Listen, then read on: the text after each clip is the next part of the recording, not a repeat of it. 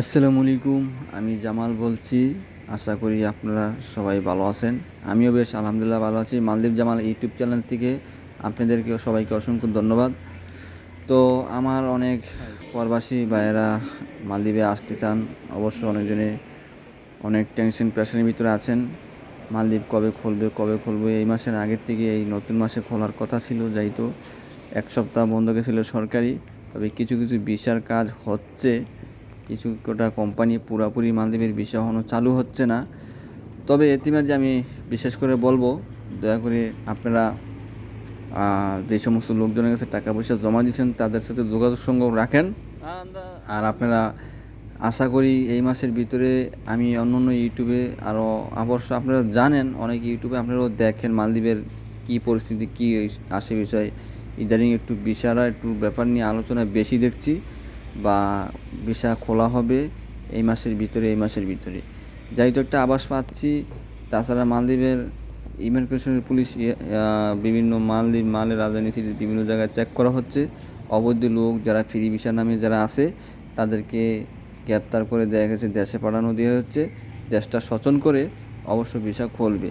আর আমি আপনাদেরকে দয়া করে একটা রিকোয়েস্ট করবো, যেটা আপনারা ফ্রি ভিসার নামে কোনো অনুজ্ঞ করে এই মালদ্বীপ আর আসবেন না। ফ্রি ভিসার বর্তমানে সামনের দিকে আর কোনো সুযোগ সুবিধা আর থাকবে না। সেই মালদ্বীপ আগের মতন নাই। নতুন সরকারে আর কঠোর ভয়াবহ পরিস্থিতি কঠোর করে লাইছে। যে জায়গায় থাকবে নামের হয়ে থাকবে, কোম্পানির মাধ্যমে কাজ করতে হবে, বাইরে কোনো কাজ করতে পারবো না, এরকম একটা পরিস্থিতি করেছে দীর্ঘ এই কয় মাসে। তা অবশ্যই আপনারা দেখে শুনে কামের দক্ষ জানলে, ওয়াইলিং বা এসি বা কোনো কাজের দক্ষ থাকলে ওই এজেন্সির মাধ্যমে হোক বা লোকের মাধ্যমে হোক আপনারা ওই সমস্ত কাজের ব্যাখ্যা করে দক্ষ নিয়ে ওই বিষয় নিয়ে আসবেন মালদ্বীপে, যদি হয় ইনশাল্লাহ আগামী কিছুদিনের ভিতরে। তবে আমার কাছে আপনাদের কাছে একটি রিকোয়েস্ট, আপনারা ভাইবা চিন্না জান্না শুন্না আসবেন।